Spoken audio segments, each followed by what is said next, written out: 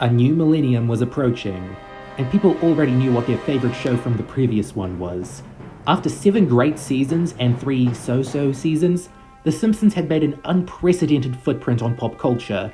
So what was next for its creator, Matt Groening? Well, you could say he was looking forward into the future, but nobody would guess just how far into the future that was.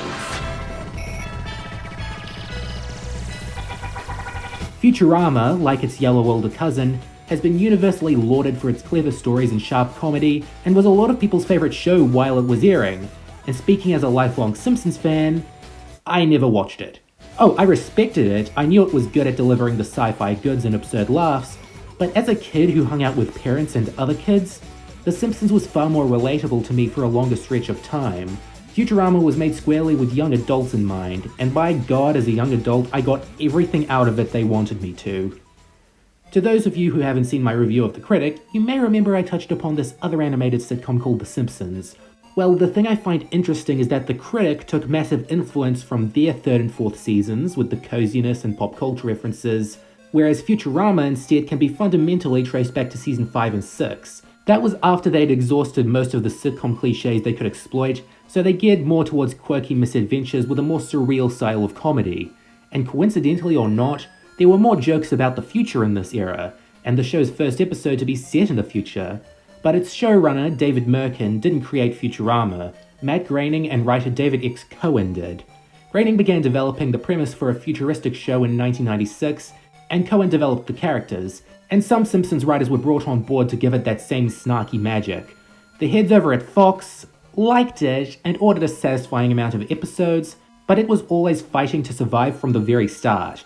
Ratings were okay, but paled in comparison to Fox's other animated offerings, and they unleashed their inner Nickelodeon and had monkeys work on its schedule. It was then quietly cancelled after 4 seasons and 72 episodes on August 10th, 2003. Reruns would then appear on Cartoon Network's nighttime block, Adult Swim, where it gained a massive cult following. So big, it was taken by Fox's evil twin, Comedy Central, who aired 4 TV movies in the late 2000s, which are often considered a serial-based season 5. They then made 2 more episode-based seasons from June 24th, 2010 to September 4th, 2013, before finally putting it to rest. Futurama has never truly died, and I don't think it will. There's still spin-off material being released now and again, and although Matt now has a different second show in the form of Disenchantment, there's still a more constant, passionate love for Futurama out there. Why is that? Hello? Pizza delivery for, icy wiener? Oh, crud. On New Year's Eve 1999, right before milk stops working, a pizza delivery guy, Philip J. Fry, gets a prank delivery call to a cryogenic lab. There, he falls into one of the freezing pods and wakes up on New Year's Eve 2999, 1,000 years in the future. After running around New York for a bit and meeting some new friends and enemies, he's hired by his great-great-nephew, Professor Hubert Farnsworth, to be an intergalactic delivery boy for his company, Planet Express, along with a no-nonsense Cyclops, Taranga Leela, and a rowdy robot, Bender Bending Rodriguez. And throughout the series, this trio will travel the universe, meeting all kinds of alien creatures and far-out civilizations. This is Futurama's logline. Crazy, I know, but it does a spectacular job differentiating it from The Simpsons. It's more like Friends if you think about it. I mean, Bender's like Joey, Leela's like Rachel, Scruffy's like Monica. Best we get into the characters, and there are hundreds, so I'll just talk about the most important. Fry was originally meant to be the everyman, a fish out of water in this new futuristic setting just like us. I mean, if you found someone from the year 1020, you'd cut them some slack. But because he adapted to the future so well, the writers opted to make him more dense, and they have a valid explanation for this. He had sex with his grandmother. It's a valid explanation in context. Everyman stories were slowly handed over to Leela, who started out as a stern, strong killjoy, but as the 90s ended and people realized that making female characters serious didn't make them more interesting, Leela was given more quirks and became more than friends with Fry. This is great character development, and I can't praise it enough across the next 2 videos. Fry's other best friend is the team robot, Bender, who serves as this show's lovable scamp. I'm usually not keen on this type, but Bender is really funny most of the time. The jokes about robotics and his status as a token minority are aging pretty well, and the comedy with him generally comes from how invincible he is, rather than how bad his actions are. Professor Farnsworth is Fry's closest relative, and even then we're not seeing him for some 820 years. But a Groening show needs jokes about old people, and a science fiction show needs an inventor, so he's a worthy addition through and through. His assistant is Amy Wong, a Chinese Martian college student who starts out really nice, then gets vain and egotistical, but then becomes nice again in the revival era. What she adds is good enough, and I'll admit, even though she's the subject of a lot of fan service, it's still a valid aspect to her character that makes her more entertaining. Hermes is Planet Express's accountant, and he's pretty good too. There was more time spent on giving him a family than an extremely funny personality, but he too has his quirks, like his taste for manwitches. Best character bar none is Dr. Zoidberg, the resident loser of the crew, and a complete alien. His actions and customs are sillier than the rest, but he's such an endearing character who you want to see be respected. Also can't forget Scruffy the janitor. He does virtually nothing, but if they need a low energy or casual joke, he'll typically be right there. The last major addition is Nibbler, a cat-like alien that Leela adopts because he's adorable for one thing, and he excretes dark matter, which is the ship's only fuel source. He was a bit of a nuisance in the early seasons, but then they give him this greater purpose as an omnipotent being. It might have taken lore to fix a pet character, but they did it. There are a fair amount of recurring anti-heroes and villains on the show too. Zap Brannigan is a narcissistic space general with a persistent crush on Leela, and although Phil Hartman wasn't around to voice him, they gave him the same vibe of being a suave creep, which makes him funny enough to want to watch. His assistant, Kif, is a little green beta male who can't escape Zap's authority for the life of him. From the start, he succeeded at being a contrast to Waylon Smithers, always being around his boss, but not enjoying a single second of it. Professor Wernstrom is Farnsworth's student-turned-rival. You can tell because that name is said with a Newman-esque aggression. That's what he's best known for, but good on him for being a successful scientist who isn't tied down by whatever ship Farnsworth's running. If they need a pure villain, they'll sometimes get other aliens, Lur and Inda from Omicron Persei 8. They're dictators and also a bickering couple. You won't be surprised these two traits go together. There's also Mum, the owner of the MumCorp conglomerate making all the robots. She's pretty good too, but her sons, who are basically the Three Stooges, got lame and repetitive rather quickly. One major duo I need to mention includes Richard Nixon, or at least Nixon's head in a jar, sometimes with the decapitated body of Spiro Agnew. We get it, Nixon wasn't a good president, but making him a cartoony supervillain has its benefits. I should have mentioned that some celebrities from our time period are sometimes brought on as heads in jars, so the show can stay topical. Futurama has a pretty strong cast of regulars and secondaries, but there's plenty more where these come from. I'll get to some of them when I cover the later seasons, but come on, there's hundreds. It'll get boring telling you why Elzar the chef or Calculon the actor are such complex pieces of the puzzle. I'd rather talk about the changes the show went through over time. Hey, you guys are good.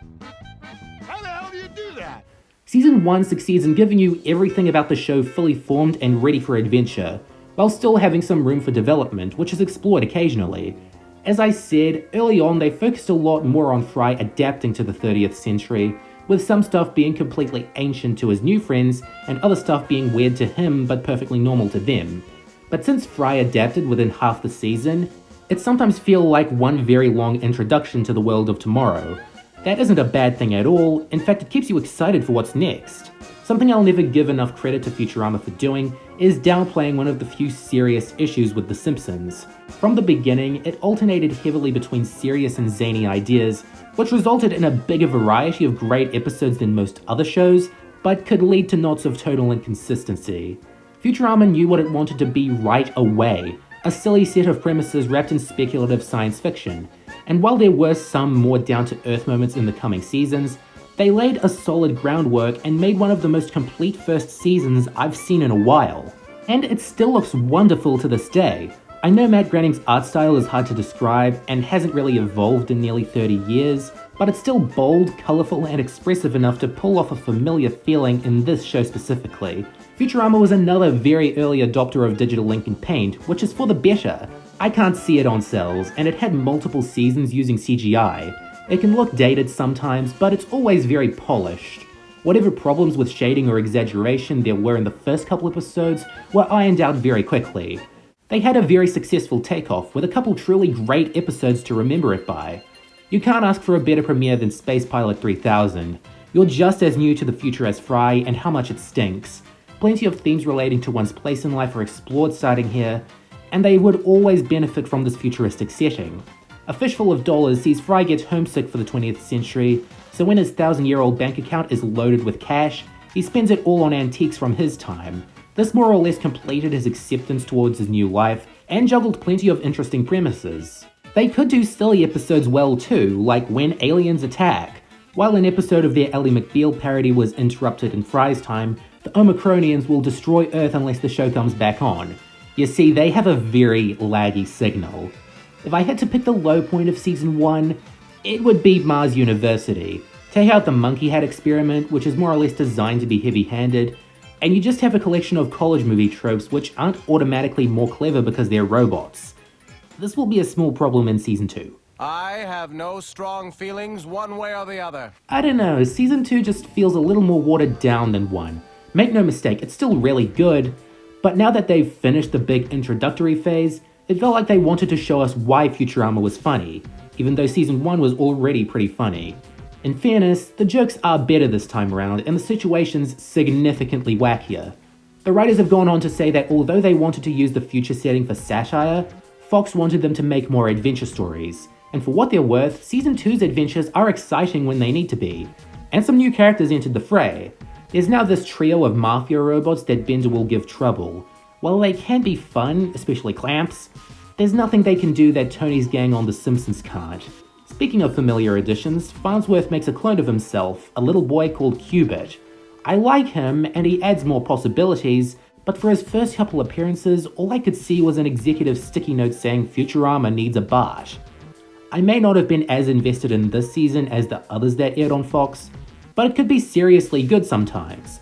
Brannigan Begin Again sees Zap lose his job and need to build his way up again, and I could care about him. That alone makes it Academy Award material. But this also features the Neutronians, some of the funniest characters in the whole show. Put Your Head on My Shoulders is 2 experiments in 1. First seeing if Fry and Amy have enough chemistry to be an item, then body horror. This is what I like to see in a sci-fi sitcom. And Raging Bender has another good story about how fighting can solve all the characters' problems. Hear me out, we're talking wrestling and martial arts here. Now according to the Deep South, Atlanta will be a lost city underwater in due time.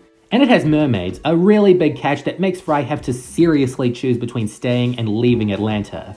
Mother's Day ticks robot retaliation off the bucket list, after Mum makes them all rise up until she's declared Earth's supreme overlord. You think the singularity theory's unnerving now? Wait until 3000. If you're able. I'll give an honourable mention to this season's Anthology of Interest and its sequel in Season 3. They're anthology episodes based around what-if scenarios, and they're fantastic. I was disappointed they didn't come back every year, but hey, I respect a show that's always trying new stuff. Least favourite episodes this go around include I Second That Emotion, where Bender gets an empathy chip that only makes him more annoying. At least the sewers are explored, albeit in a limited capacity. I couldn't get into Bender Gets Made either. It's one of the first times they made him a real criminal, and they were still figuring out how to make him endearing in such situations. They were able to sometimes later on though. Yippee-ki-yay! You'll never guess where I've been! Season 3 is one of those magical nexus points where I went from liking Futurama to loving it. They were now taking full advantage of the science fiction elements, which leads to grander, more interesting conflicts. This is the season when Nibbler's true nature and intentions are revealed. He's protecting the universe from evil brains. That's totally what I expected out of him. Moreover, some characters like Bender, Farnsworth, and even Amy are beginning to show more pronounced mean streaks, which, hey, is just enough to make their jokes and storylines more interesting. Speaking of interesting, our little sitcom's growing up so fast. There's more romance this time. Amy and Kif become an item early in the season, and they're shockingly perfect for each other. By that I mean it's less creepy than any other pairing they could be a part of. And Leela's starting to feel her first hints of affection towards Fry. Sure, having the main two leads fall in love is obscenely predictable, but I feel like part of the fun of seeing this unfold is that the show's aware of this, and is putting more effort into it as a result. Any other major changes this season? Well, the Harlem Globetrotters are now an elite team of scientists, and friends with the Planet Express crew. I can't even make a joke about that, I don't know anything about basketball. But I do know a great string of episodes when I see it. Amazon Women in the Mood, the debut of the Amazonian race that can screw guys to death. Might be a teeny tiny bit sexist, but it's still really funny. Plus it has something to say about how easily misinjury can cloud a matriarchy, so it's got some enduring relevance. Parasites Lost is one of the best adventure episodes. Fry gets some parasites, so a fantastic voyage ensues, but it's got some drama too. The parasites make Fry a better man, and Leela wants to keep him this way. Talk about an internal struggle. But remember, this show's set in the future, and the luck of the Fryrish flashes back to Fry's childhood, specifically his estranged relationship with his brother Yancey. The way the past and present portions combine to tell a complete narrative is compelling, and makes you care about Yancey even before all the pieces are filled in. Time Keeps On Slippin', like Parasites Lost, is a fun adventure about little portions of time vanishing. Fry and Leela somehow get married. This randomly happening and no one knowing what Fry did to win Leela over and if it was ethical or not is a suspenseful direction that takes advantage of the gimmick.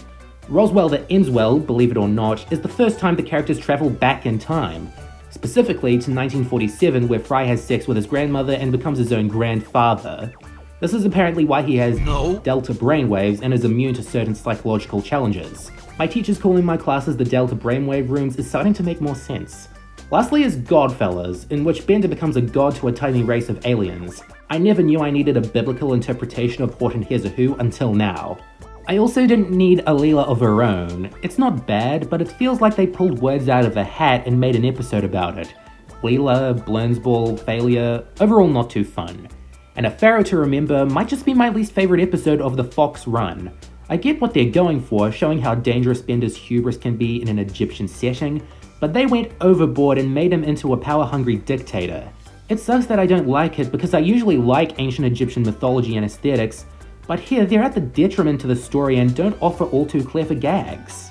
But I shouldn't worry too much about its effect on the series because season 4 is not just my favourite of the bunch, but now one of my favourite seasons in all of television. It takes everything 3 does and does it even better, so I don't want to go too deep into what works. There's a huge variety of stories and setups this year, and all the toys they play with are solid and fully utilised. And I can see why they made it as good as possible. It was likely this could have been the last season. By this point, Fox was airing it anywhere except when people would be watching, and a new batch of episodes was no longer a guarantee. So season 4 serves as the first big send-off to Futurama, or at least the send-off to its classic era. And what a peak it is.